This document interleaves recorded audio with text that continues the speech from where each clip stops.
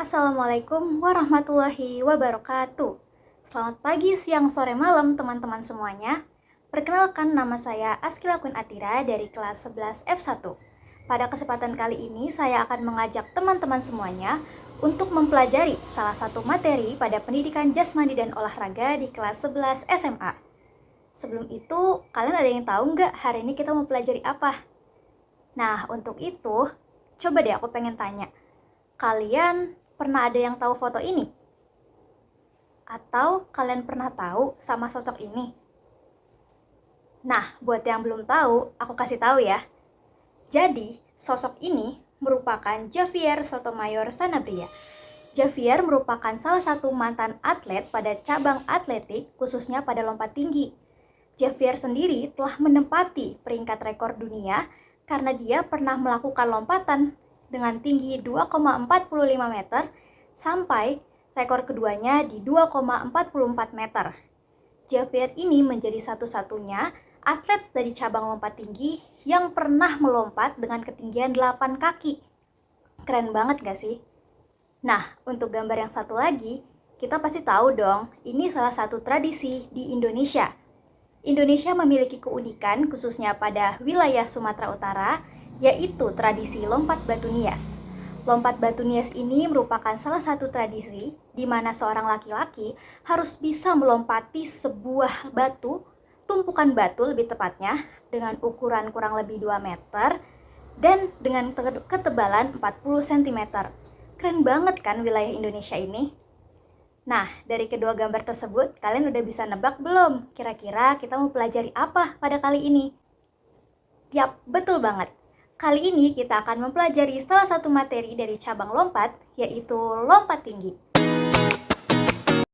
Oke teman-teman, sebelum kita masuk lebih lanjut ke materi lompat tinggi, aku bakal jelasin ke kalian apa sih itu lompat. Nah, menurut Jumidar Awidya, seorang akademisi sekaligus penulis dalam bidang pendidikan jasmani, mengatakan bahwa lompat adalah suatu kondisi ataupun suatu gerakan ketika kita membawa tubuh kita dari satu titik ke titik lainnya yang lebih jauh ataupun lebih tinggi dari posisi kita. Kegiatan ini akan diawali dengan sebuah awalan yang berupa lari cepat maupun lari dengan kecepatan yang lambat. Nantinya kita akan membawa tubuh kita dan mengangkat tubuh kita dengan satu tumpuan kaki. Lalu setelah itu kita akan mendarat, baik itu menggunakan kaki atau menggunakan bagian tubuh lainnya, seperti bahu, tangan, dan lain sebagainya. Hingga saat ini lompat sendiri telah menjadi salah satu olahraga yang diperlombakan. Lompat masuk ke dalam cabang atletik. Cabang atletik pada lompat dibagi lagi menjadi 4 jenis. Ada lompat galah, lompat tinggi, lompat jauh, dan lompat jungkit. Sekarang kita masuk ke materi lompat tinggi. Lompat tinggi merupakan salah satu cabang atletik yang menuntut seorang atlet untuk dapat melompati sebuah mistar horizontal dengan ketinggian tertentu. Seorang atlet akan melompat dengan tumpuan satu kaki tanpa menggunakan bantuan alat apapun. Dan atlet dapat menggunakan teknik sesuai dengan yang ia kuasai. Tujuan dari lompat tinggi ini adalah seorang atlet harus dapat melewati sebuah mistar dengan ketinggian tertentu tanpa menjatuhkan mistar tersebut. Dan seorang atlet diharapkan dapat mendarat pada matras dengan keseimbangan dan aman. Sejarah lompat tinggi dimulai ketika lompat tinggi diperlombakan di negara Skotlandia pada awal abad ke-19. Selanjutnya, lompat tinggi mulai berkembang dan menjadi bagian dari Olimpiade modern pada tahun 1896 bagi atlet laki-laki dan berkembang pada tahun 1928 bagi atlet perempuan. Hingga saat ini, lompat tinggi telah menjadi ajang Olimpiade yang dinanti-nantikan. Di Indonesia sendiri, lompat tinggi sudah diperlombakan di Pekan Olahraga Nasional atau PON, dan lompat tinggi sudah menjadi bagian dari Olimpiade Summer Games. Nah, untuk menjadi atlet lompat tinggi, kita diminta untuk dapat menguasai 4 teknik dasar. Yang pertama adalah awalan, yang kedua adalah tolakan, yang ketiga adalah melayang, dan yang keempat adalah mendarat. Kita bahas satu-satu ya. Yang pertama adalah awalan. Sebenarnya di dalam lompat tinggi tidak ada awalan khusus yang diminta untuk seorang atlet untuk dilakukan. Tetapi biasanya atlet lompat tinggi akan melakukan awalan berupa larian cepat maupun larian lambat sesuai dengan strategi mereka masing-masing. Yang kedua adalah tolakan. Nah, tolakan ini menjadi salah satu hal penting nih dalam lompat tinggi. Kita akan diminta untuk melakukan dorongan untuk mengangkat tubuh kita dengan menggunakan satu tumpuan kaki. Setelah kita mendorong tubuh kita dengan satu tumpuan kaki, kaki yang lainnya akan bertugas memberikan ayunan dan juga dorongan agar tubuh kita mampu melewati mistar dengan ketinggian tertentu itu dengan baik. Nah, selanjutnya kita akan masuk ke yang ketiga, yaitu melayang. Peran ini merupakan peran yang sangat krusial di dalam materi lompat tinggi. Karena melayang sendiri nantinya akan memiliki 4 gaya ataupun 4 teknik yang bisa dilakukan oleh atlet lompat tinggi. Melayang ini intinya adalah posisi ketika seorang atlet lompat tinggi berada di atas mistar, tepat di atas mistar. Jadi setelah kita melakukan tolakan, kita tepat berada di atas mistar, itulah posisi melayang. Yang keempat adalah mendarat. Mendarat ini adalah ketika kita telah berhasil melayang nih melompati mistar, kita akan menjatuhkan tubuh kita ke matras yang sudah disediakan. Untuk teknik mendarat ini ada 2 cara. Yang pertama, kita bisa mendarat dengan menggunakan kaki, atau kita juga bisa mendarat dengan menggunakan bagian tubuh lainnya. Pada materi lompat tinggi, kita akan mempelajari 4 teknik gaya lompatan. Yang pertama adalah gaya gunting, yang kedua adalah gaya guling sisi, yang ketiga adalah gaya straddle, dan yang keempat adalah gaya flow. Kita bahas satu-satu ya. Yang pertama adalah gaya gunting. Pada gaya gunting, kita akan melakukan awalan berupa lari yang menyerong dari arah mistar. Nah, gimana sih teknik untuk kita memilih kita nyerongnya dari mana? Itu nggak asal-asalan guys, tapi juga harus ditentukan dengan kaki mana yang nantinya akan menjadi tumpuan terkuat kita ketika kita melompat. Misalkan, kalau tumpuan kita adalah kaki kiri, maka kita akan menyerong ke kanan. Kalau tumpuan kita adalah kaki kanan, maka kita akan menyerong ke kiri. Kayak gitu. Yang kedua adalah tolakan. Ketika kita melakukan tolakan, kan kita menggunakan kaki yang paling kuat. Nah, itulah yang nantinya akan menjadi alasan ataupun menjadi salah satu faktor dari kita menyerong ke kanan atau ke kiri gitu kan. Tapi selain itu ada informasi penting juga nih guys. Kalau tolakan itu akan dilakukan dengan jarak yang cukup pas seorang pelompat dengan si mistarnya, di mana pelompat tidak boleh terlalu mendekati mistar dan tidak boleh juga terlalu jauh dari mistar. Kenapa begitu? Karena pada posisi ataupun pada teknik gunting ini kita akan menggunakan kedua kaki. Yang satu sebagai tolakan dan yang kedua akan menjadi dorongan ataupun ayunan. Ketika kaki lainnya ini melakukan ayunan, mereka membutuhkan ruang yang pas untuk melakukan ayunan tersebut. Oke, aku jelasin ya di yang ketiga, yaitu melayang. Jadi pada lompat dengan teknik gunting ini, ketika seorang pelari sudah mencapai posisi mistar yang pas, dia akan melakukan lompatan atau mendorong tubuhnya dengan kaki yang dia pilih sebagai tolakan.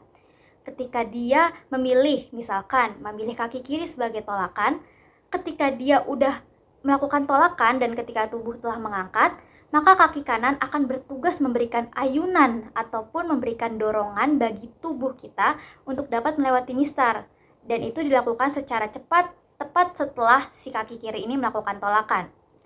Oke, selanjutnya, kaki yang tadi melakukan tolakan alias kaki kiri ini, dia akan secara cepat juga. Jadi setelah kaki kiri melakukan tolakan, kaki kanan mengayun, kaki kiri ini akan kembali bertugas, yaitu dia akan memberikan ayunan yang sama tepat setelah kaki kanan mengayun, di mana posisi ini akan memberikan efek seolah-olah si pelompat ini akan melakukan lompatan dengan kaki yang berbarengan gitu.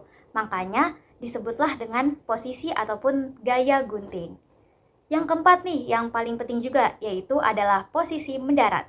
Ketika seorang pelompat ataupun atlet lompat tinggi itu mendarat dengan posisi melayangnya dengan teknik gunting, dia harus mendarat dengan menggunakan kaki untuk mendapatkan nilai yang sempurna.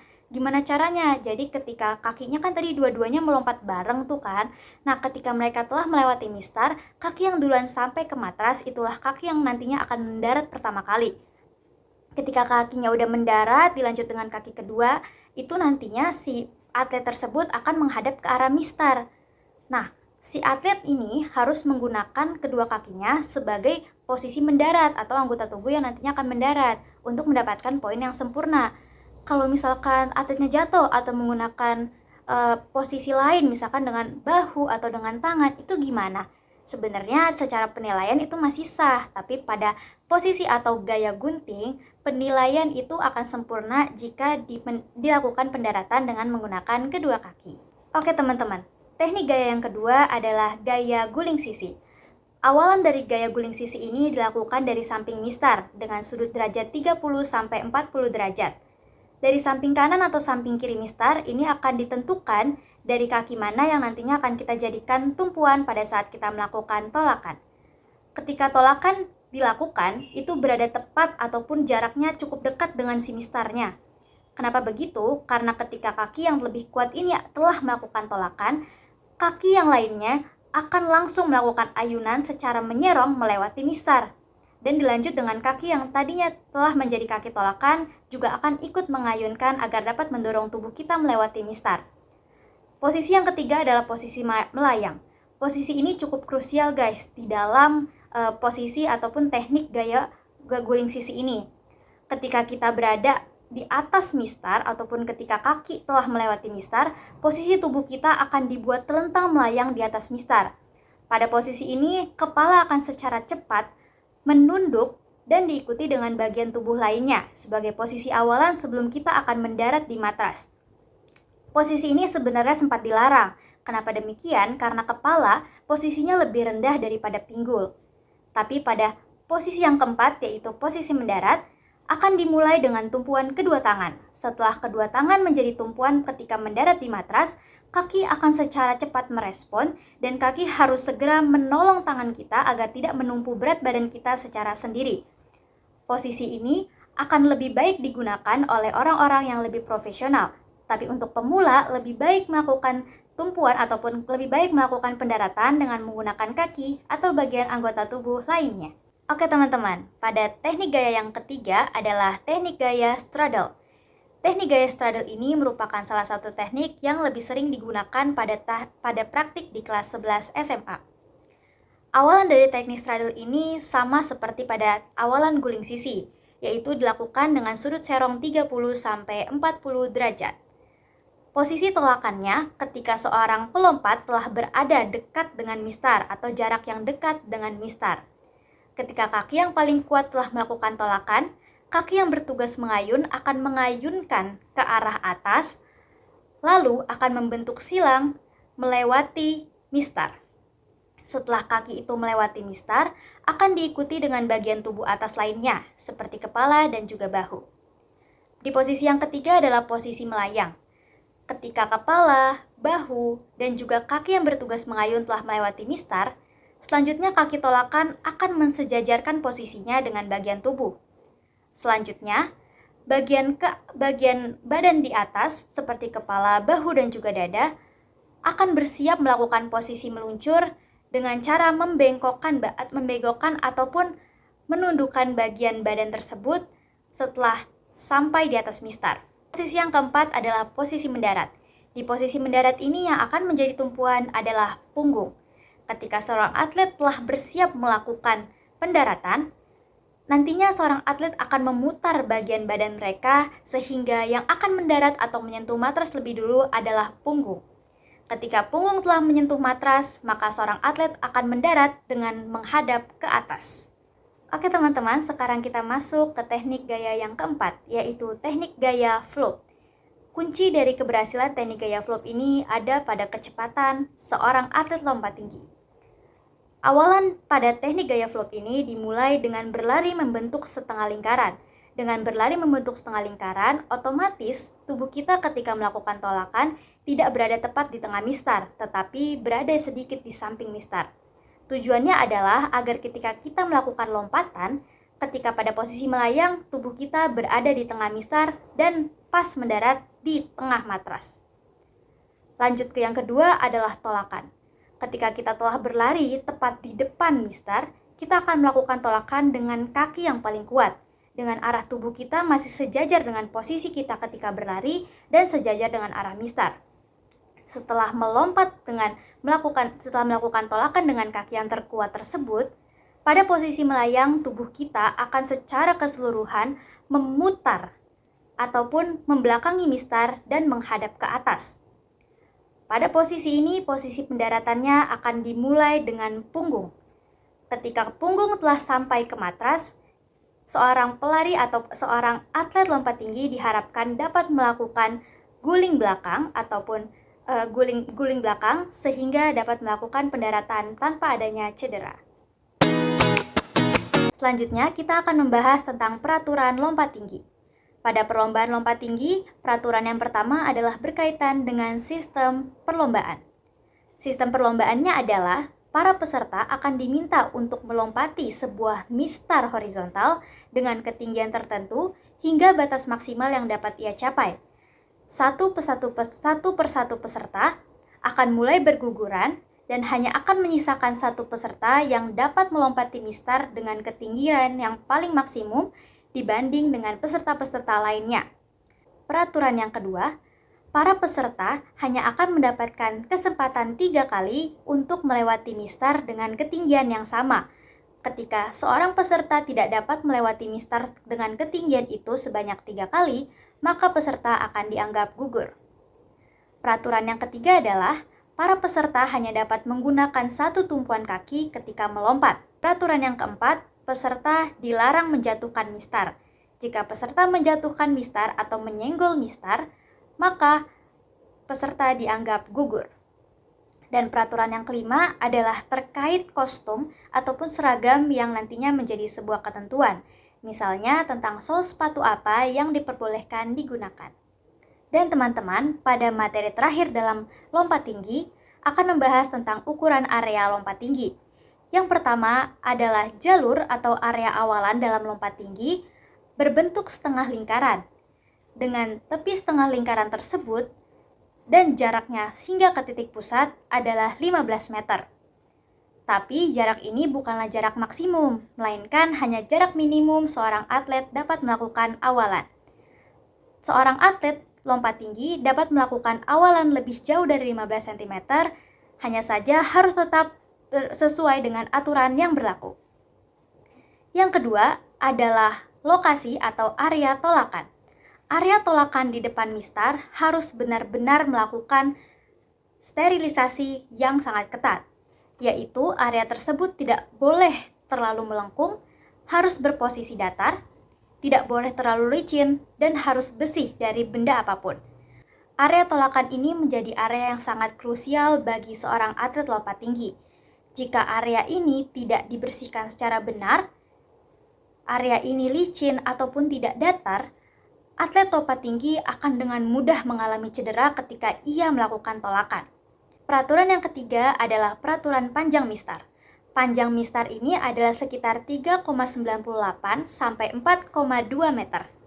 Dengan berat 2 kg, mistar ini akan ditumpu dengan dua tumpuan tiang yang berada jaraknya persis seperti jarak ataupun panjang dari mistar tersebut.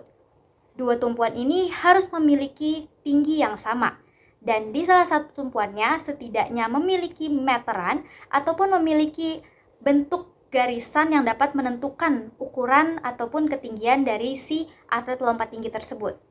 Peraturan yang keempat adalah tumpuan tersebut harus memiliki penyangga yang dapat menyangga mistar dengan ukuran 4 x 6 cm. Peraturan yang selanjutnya adalah peraturan ukuran matras. Peraturan ukuran matras ini sudah disesuaikan dengan standar internasional, di mana lebar matras tersebut ke samping adalah 3 meter dan ke depan atau panjangnya sepanjang 5 meter. Dengan busa di bawahnya dengan ketebalan 60 cm, lalu dilapisi lagi dengan matras dengan ketebalan 10 hingga 20 cm. Demikian materi lompat tinggi yang dapat saya sampaikan. Semoga materi ini dapat bermanfaat bagi teman-teman semuanya. Terima kasih yang sudah mendengarkan dan juga menyimak materi ini. Wassalamualaikum warahmatullahi wabarakatuh.